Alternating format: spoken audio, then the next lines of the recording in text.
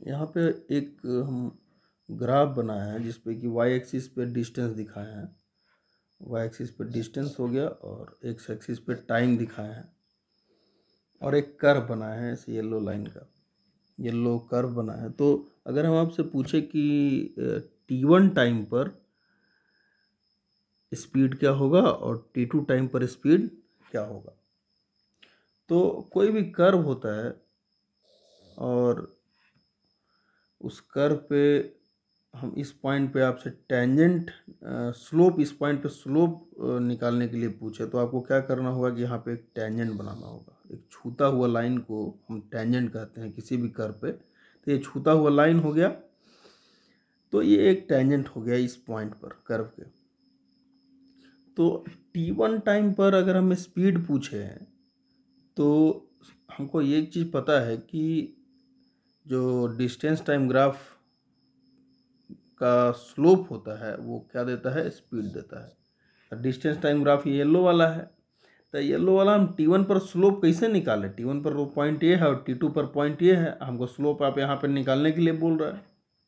अब स्पीड पूछ रहे हैं तो स्लोप ही ना निकालने के लिए बोल रहे हैं, क्योंकि slope of distance time graph gives speed. तो t1 टाइम पे स्लोप कैसे निकलेगा, तो हमको यहाँ पर एक टेंजेंट बनाना होगा, क्योंकि किसी भी कर्व पर, कर्व के किसी भी पॉइंट पर हमको अगर टेंजेंट आप पूछते हैं, स्लोप आप पूछते हैं, तो वहाँ पे एक टेंजेंट बनाना होगा। तो हम t1 टाइम पर हम स्लोप पूछ रहे हैं तो एक टेंजेंट बनाना होगा, ये टेंजेंट हुआ। t2 टाइम पर ये टेंजेंट हुआ। अभी टेंजेंट का जो स्लोप होगा ना वही स्पीड होगा। Suppose m1 is the slope of the tangent at t1 and m2 is the slope of tangent at t2। तो m1 जो होगा वो होगा स्पीड, क्योंकि स्लोप क्या देता है, स्पीड देता है। और m2 जो होगा स्पीड एट t2 होगा। और ये m1 ज़्यादा होगा, क्यों, आप देख लीजिए ढलान जो है m1 का ज़्यादा है m2 से। मैथमेटिकली इसको समझ सकते हैं। जैसे देख लीजिए, मान लीजिए कि हम आपसे पूछें कि इस लाइन का स्लोप ज़्यादा है कि इस लाइन का स्लोप ज़्यादा है, तो आप निकाल सकते हैं 1 का स्लोप ज़्यादा है कि 2 का। तो निकलेगा कैसे, स्लोप होता है y/x, तो ये y है, दोनों में y यहाँ पे सेम है। तो सपोज यहाँ पे 2 है, ये y एक्सिस हो गया, ये x एक्सिस हो गया। तो हम इसका स्लोप अगर निकालना चाहें 1 का, तो 1 का स्लोप और 2 का स्लोप कितना होगा, तो यहाँ पर होगा y/x। यहाँ मान लो 2 है, यहाँ 4 है, यहाँ 6 है। तो 1 का स्लोप हो जाएगा y/x, दैट इज 2/2 बराबर 1।